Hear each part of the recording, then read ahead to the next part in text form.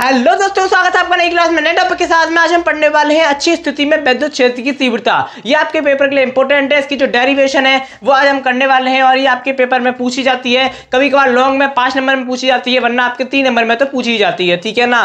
कभी कभार लॉन्ग में इसके साथ एक आध न्यूमेरिकल और पूछ लेता है, ठीक है ना, तो इंपॉर्टेंट है। और सुनो, जो अच्छी स्थिति में तीव्रता है, इसके अलावा एक होती है निरक्षीय स्थिति में, वो भी इंपॉर्टेंट है। आप कहोगे अच्छी क्या होता है, निरक्षीय क्या होता है? अरे आप बचपन से पढ़ते हुए आ रहे हो, क्लास 9 से पढ़ते हुए आ रहे हो। क्या पढ़ते हुए आ रहे हो? अरे आम भाषा में समझो, मेरे सामने कोई अगर व्यक्ति खड़ा है, ठीक है ना, तो वो मेरे अक्ष पे है, ठीक है। अब वो कहे नहीं मैं तो बंदर की तरह पंखे पे लटकूंगा, तो लटक जाओ भाई। अगर वो पंखे पे लटक गया तो वो निरक्षीय स्थिति में, वो निरक्ष पे हो गया, ठीक है ना। आपने पढ़ा होगा एक्स अक्ष, वाई अक्ष, जेड अक्ष, ठीक है ना, सब जानते हैं। तो देखो, यानी कि एक चीज में, यानी कि मेरे सामने कोई खड़ा है तो वो मेरी अच्छी स्थिति में है, ठीक है ना। ये चीजें होती है। अब देखो यहाँ पर लिखा है किसी वैद्युत द्विध्रुव के कारण। अब ये वैद्युत द्विध्रुव क्या होता है? अरे मैंने आपको समझाया था, दो आवेश, एक प्लस होगा इधर माइनस होगा, ठीक है, तो वो क्या बना देगा? वैद्युत द्विध्रुव बना देगा। हमने यहाँ पर क्या लिया? हमने यहाँ पर एक माइनस क्यू आवेश लिया, ठीक है। हमने यहाँ पर क्या लिया? एक प्लस क्यू आवेश लिया। बिल्कुल इजी वे में समझ में आएगा, बिल्कुल भी घबराना नहीं है। मैंने कुछ किया क्या? मैंने कुछ नहीं किया। मैंने माइनस क्यू लिया, प्लस क्यू लिया, मैंने इसको ए नाम दे दिया, मैंने इसको बी नाम दे दिया। अब इसमें क्या बोल रहे हैं? वैद्युत क्षेत्र की तीव्रता ज्ञात करनी है। तो मैं मानूंगा, क्या मानूंगा? कि मुझे वैद्युत क्षेत्र की तीव्रता, ये तो प्लस क्यू है, ठीक है ना, मुझे वैद्युत क्षेत्र की तीव्रता इस बिंदु पर ज्ञात करनी है। ये बिंदु क्या है? पी। माना। अरे उन्होंने ये थोड़ा बताया कौन से बिंदु पर ज्ञात करनी है। मैं तो इस बिंदु पर ज्ञात करूंगा। क्या ज्ञात करूंगा? विद्युत क्षेत्र की तीव्रता ज्ञात करूंगा, ठीक है ना। तो अब किस प्रकार से होगा? और उन्होंने क्या बताया? यहाँ पर एक अक्ष है, ये ओ है, और इसकी दूरी कितनी है? एल है। इसकी दूरी कितनी है? एल है, ठीक है। अब देखो, मुझे पी बिंदु पर ज्ञात करनी है, तो मुझे पी बिंदु पर ज्ञात करनी है तो पहले मुझे माइनस क्यू से निकालनी होगी विद्युत क्षेत्र की तीव्रता, फिर प्लस क्यू से निकालनी होगी विद्युत क्षेत्र की तीव्रता बिंदु पी पर, और उसके बाद जो आएगा उसका परिणामी निकालना होगा, मतलब घटाना होगा, आम भाषा में बोलो, ठीक है। तो अब मुझे पता है इसकी दूरी एल है, लेकिन इसकी दूरी नहीं पता।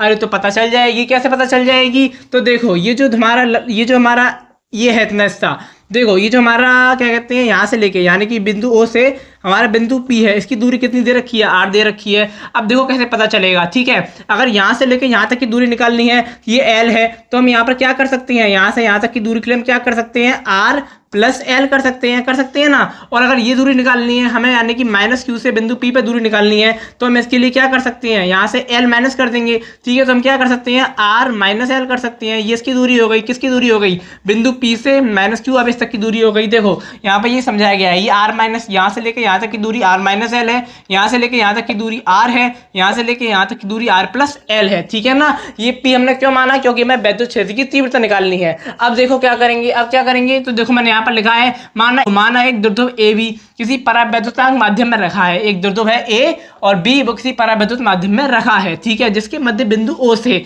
जिसके मध्य बिंदु कैसा हुआ है? ओ है, जिसके मध्य ओ से आर दूरी पर बिंदु पी है। आर दूरी पर बिंदु क्या है? आर दूरी पर बिंदु क्या है? पी है, ठीक है ना। जिस पर हमें क्या करनी है? हमें वैद्युत क्षेत्र की तीव्रता ज्ञात करनी है, यानी कि तीव्रता हमें ज्ञात करनी है। तो किस प्रकार से करेंगे? तब प्लस क्यू के कारण तीव्रता। अब हम जानते हैं, क्या जानते हैं? हमने पढ़ा था, क्या पढ़ा था? E = होता है 1/4πε0 के, और क्या हमारा क्या होता है? Q/r² होता है, ठीक है ना। ये मैंने पढ़ाया था। आपको नहीं पढ़ा तो पिछली क्लास को आप देखो जाके, क्योंकि आपने नहीं देखा है तो आपको नहीं पता। आप देखो क्या होगा यहाँ पर E1। अब यहाँ पर हमने E1 क्यों लिया? क्योंकि हमने एक को E1 मान लिया, एक को E2 मान लिया, ठीक है ना। प्लस क्यू आवेश के कारण है। E1 = 1/4πε0 के। अब Q/r-l², क्योंकि में r-l², क्योंकि यहाँ पर जो प्लस क्यू है, देखो ना, यहाँ पर प्लस क्यू से बिंदु पी पे दूरी कितनी है? r-l है, तो यहाँ पर r-l² लेंगे, ठीक है ना। अब यहाँ पर हम इसी प्रकार हम क्या करेंगे? माइनस क्यू से निकालेंगे। माइनस क्यू ये रहा, माइनस क्यू से यहाँ पर बिंदु पी पे दूरी कितनी है? r+l है, तो क्या हो जाएगा? E = 4πε0 के Q/r+l हो जाएगा, ठीक है। ये E2 के कारण हो गया, और इसको हमने समीकरण 1 कह दिया, इसको हमने समीकरण 2 कह दिया। कुछ नहीं किया हमने पहले आपके प्लस क्यू से निकाली बिंदु पे पी की जो तीव्रता का व्यंजक है, उसके बाद हमने माइनस क्यू से निकाला, ठीक है। उसको हमने क्या किया? एक को समीकरण 1 कह दिया, दूसरे को समीकरण 2 कह दिया, तब बिंदु P पर परिणामी तीव्रता, हमें परिणामी तीव्रता निकालनी है। अरे मान लो मेरे पास ही मार्कर है, मैं यहाँ से 10 न्यूटन का बल लगा रहा हूँ, आप वहाँ से 5 न्यूटन का बल लगा रहे हो, तो मेरा बल ज़्यादा है, 5 न्यूटन बल ज़्यादा है, तो कैसे निकाला, 10 में से 5 को घटा दिया। तो यहाँ पर क्या होगा, आपको इस समीकरण को आपस में घटाना होगा। अब आप कहोगे हमको तो पता ही नहीं है कौन सा ज़्यादा है कौन सा कम है, तो देख लो कौन सा ज़्यादा है कौन सा कम है, आपस में घटा दो, ठीक है। तो यहाँ पर क्या होगा, तब बिंदु P पर परिणामी तीव्रता किस प्रकार से निकलेगी, E = E1 - E2 कर देंगे, यानी कि E1 में से E2 को घटा देंगे, ठीक है ना, सीधी सी बात है। यानी समीकरण 1 में समीकरण 2 को घटा देंगे, ठीक है। अब देखो किस प्रकार से घटाएंगे, ठीक है। अब देखो यहाँ का जो माल मसाला है, यानी कि जो आपका Q है और 4πε0 के है, Q है और आपका 4πε0 के है, ये दोनों में समान है, तो हमने दोनों को यहाँ पर लिख दिया इकट्ठा। कोई दिक्कत है क्या, नहीं है कोई दिक्कत, ठीक है। यहाँ पर हमने क्या लिया, r - l² लिया, यहाँ पर r + l² लिया, इनका आपस में हम गुणा करेंगे, इसका गुणा इससे करेंगे, एक से इसका गुणा यहाँ से करेंगे, तो आपस में गुणा करेंगे तो यहाँ पर r + l² आ जाएगा, माइनस r - l² आ जाएगा, अपॉन में क्या आ जाएगा, r - l² आ जाएगा, r + l² आ जाएगा। यहाँ पर Q = 4πε0 के चलता रहेगा, ठीक है ना। अब यहाँ पर क्या करेंगे, हम जानते हैं क्या होता है, a² b² + 2ab, बचपन से पढ़ते हुए आ रहे हैं, क्या पढ़ते हुए आ रहे हैं, a² + b² + 2ab, ठीक है ना, 9th में आपने पढ़ा है। तो यहाँ पर वही करेंगे, r² + l² + 2rl, माइनस में r² + l² - 2rl। अब r² से आपका rl जो स्क्वायर है, r² + l² से आपका r² + l² कट जाएगा, तो यहाँ पर क्या रह जाएगा, वो आपके साइड में चलता रहेगा, यानी कि E =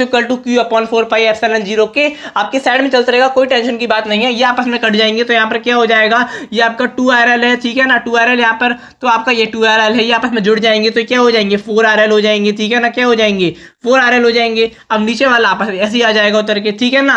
अब देखो किस प्रकार, अब नीचे वाला यहाँ पर ये कैसे आया, अरे सब जानते हैं, यहाँ पर हमने क्या लिया था, यहाँ पर ये लिया था, ठीक है। अब ये r है - l² है, ठीक है ना, सब जानते हैं, बचपन में पढ़ा था हमने मैथ में, ठीक है, ये होता है, ठीक है। अब देखो क्या होगा, यहाँ पर r से r क्या हो जाएगा, अब मल्टीप्लाई हो जाएगा, तो यहाँ पर r2 आ जाएगा, l से l का गुणा हो जाएगा तो l2 आ जाएगा।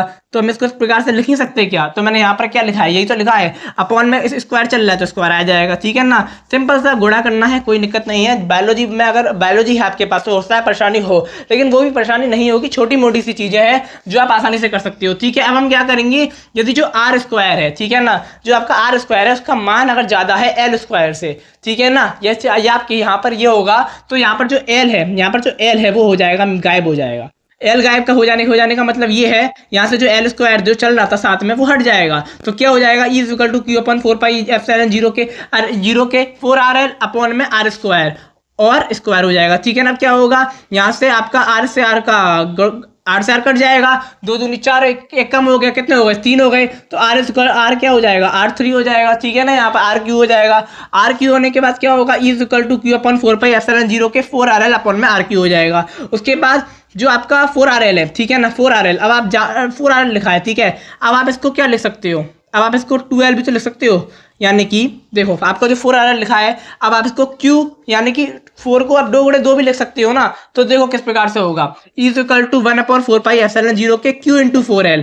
Q मैंने क्यों कर दिया, जो यहाँ का Q था वो यहाँ भेज दिया मैंने, ठीक है ना, यहाँ 1 रह गया तो यहाँ का Q मैंने यहाँ भेज दिया, Q × चला गया किसमें, Q × में चला गया, ठीक है। यहाँ से r का गायब हो गया, r तो का कैंसिल हो गया, तो अब यहाँ पर क्या हुआ, 4πε0 के, या फिर हम इसको लिख सकते हैं E = 1/4πε0 के Q × 2l × 2। मैंने कहा था 4 को आप क्या लिख सकते हो, 4 को आप 2 × 2 भी लिख सकते हो, तो यहाँ पर क्या हो गया, 2 × 2l हो गया। तो यहाँ पर आप देखो गौर से, P = होता है Q × 2l, हमने पहले पढ़ा है, क्या पढ़ा है, P = क्या होता है, Q × 2l होता है, तो यानी कि हम Q × 2l की जगह क्या लिख सकते हैं, P लिख सकते हैं। तो हमने क्या किया, E = 1/4πε0 के 0 के हमने क्या लिख दिया, P लिख दिया, और जो आपका 2 था एंड में वो 2 चल ही रहा है, तो 2P अपॉन में क्या हो गया, R की हो गया। और यही क्या हो गई, आपकी अच्छी स्थिति में वैद्युत क्षेत्र की तीव्रता हो गई वैद्युत द्रव्य के कारण, ठीक है ना। अब देखो यहाँ पर यदि किसी माध्यम का वायु में निर्वात हो, कितना हो, K का क्या होता है, 1 होता है, तो यहाँ पर के यहाँ से क्या हो जाएगा, E = 1/4πε0